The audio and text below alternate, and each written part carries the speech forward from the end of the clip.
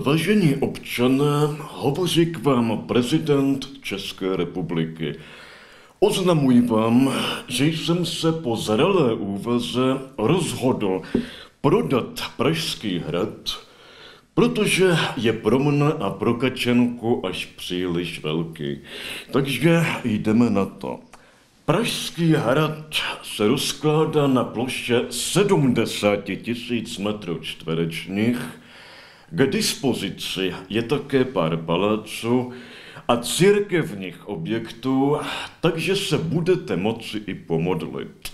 Státní vlajku nabízím v ceně. Mimochodem, víte, co to znamená, když na Pražském hradě vlaje vlajka?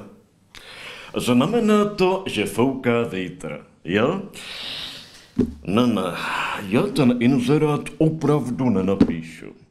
Možná to bude chtít ještě 2 panáčky slivovice. A nebo ne. Pane kancléři, zařiďte to, ať ten inzerát za mě napíše Maxima, jo?